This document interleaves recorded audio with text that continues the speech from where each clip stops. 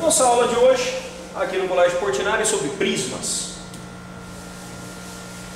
Prisma óptico, aquele prisma que você estuda na matemática. Na matemática eles estão bastante preocupados em calcular a área da base do prisma, a altura, volume do prisma. Não é o nosso interesse. Nosso prisma ele é feito de vidro. Nós vamos incidir luz na lateral desse prisma e vamos verificar qual é o fenômeno que acontece.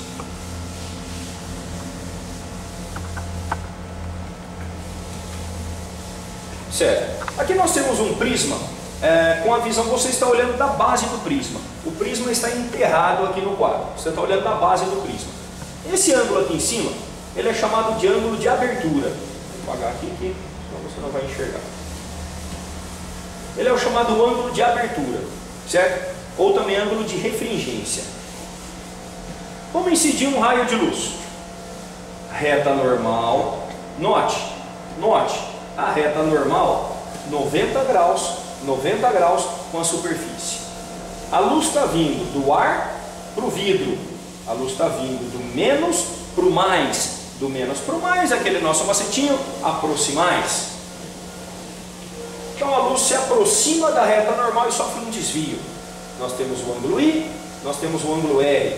Qualquer conta relacionada com o I e com o R, nós usamos a lei de Snell. Certo? Lei de Snell-Descartes, daqui a pouco ela vai aparecer. Reta normal da segunda face. E agora a luz vem do mais para o menos. Do mais para o menos, aquele nosso macetinho, afastemos. A luz se afasta da reta normal. Então, o que um prisma fez com a luz? O prisma executou dois desvios na luz. Desvio 1, desvio 2. Certo? Um prisma serve para desviar a luz. O delta é o desvio total. O desvio total, a luz vinha nessa direção e terminou nessa direção. Então, tudo isso daqui é o desvio que a luz sofreu. Calculado pela lei de Snell na primeira face, lei de Snell na segunda face, você calcula esse desvio total. Lei de Snell, como eu tinha falado, N do meio vezes seno I, N do prisma seno R. Seria N1 seno I, N2 seno R. Tem que manjar um pouquinho aquela tabelinha. Vamos para o próximo. Aqui nós temos prismas de reflexão total. Esse prisma, conhecido como prisma de Amici, ele é usado em binóculos. Ele faz o papel de um espelho. Tá? É como se ele fosse um espelho colocado nesse ponto. Repara o que acontece com a luz. A luz não sai do prisma. A luz sofre reflexão total.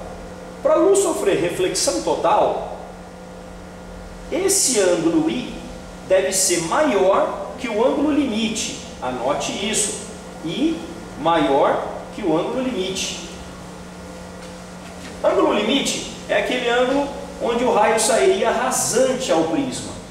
Tá? Esse raio não está saindo rasante, ele já ocorre a reflexão total. Por isso que nós falamos que ele é maior do que o ângulo limite. Tá? Então, um fenômeno que ocorre no prisma de Amici, reflexão total. Por que é usado o prisma de Amici ao invés de um simples espelho? Ele tem muito mais resistência mecânica, ele é um bloco maciço de vidro, mais difícil de quebrar, e a reflexão dele é superior à reflexão de um espelho. Não tem dupla reflexão. Aqui seria... Vamos apagar isso daqui.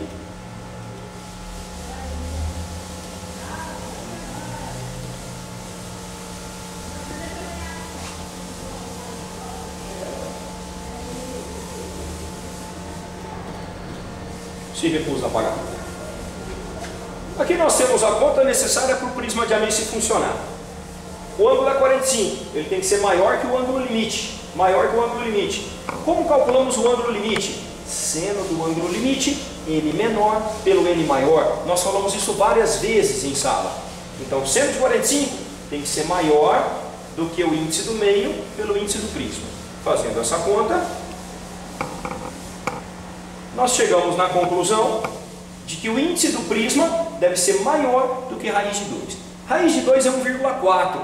O índice de refração de vidro é normalmente 1,5 para cima. Então esse prisma de Amici, ele funciona. O próximo prisma é o prisma de Porro. Prisma de Porro. ele é usado também em binóculos, certo? Ele promove uma reflexão de 180 graus. Por quê? Porque ele faz duas reflexões totais. Ele faz uma reflexão total nessa face, uma outra reflexão total nessa face. Esses prismas são usados então em lunetas, são usados em binóculos, para inversão da imagem, para reflexão da imagem. Aqui nós temos um fenômeno que foi estudado por Newton, chamado dispersão luminosa. Tá? Newton, numa sala escura, fez um buraquinho numa parede ou numa porta e deixou um feixe de luz branca entrar. E quando esse feixe de luz branca entrou, ele passa pelo prisma e rola a dispersão da luz branca. Foi um experimento executado em sala de aula há um mês atrás. Nós verificamos toda a dispersão, todas as cores do arco-íris, aquele famoso vá, vermelho, alaranjado, amarelo, verde, azul, anil e violeta. Então essas são as cores do arco-íris. Com esse experimento, Newton prova que a cor é uma propriedade da luz e não uma propriedade do corpo. Para você ter uma ideia de alguns índices de refração, vamos colocar todos aqui. O vidro Crown, o vidro mais leve, o vidro comum, ele tem um índice em torno de 1,5. E o vidro Flint, índice em torno de 1,6. Vidros especiais chegam ao índice de refração em torno de 1,8. Agora note como é ligeira a diferença entre o vermelho, o amarelo, o azul e o violeta. É devido a essa diferença que ocorre a dispersão da luz branca. 1,51 para o vermelho, 1,53 para o violeta. O violeta tem um índice maior. Se ele tem um índice maior, ele desvia mais. Se nós voltarmos no slide anterior, você verifica que o violeta desvia mais que o vermelho. Correto? Então essa é a dispersão da luz provada por Newton. Aqui o porquê da dispersão da luz. E com isso nós finalizamos a nossa aula de prismas. Um abraço, até mais.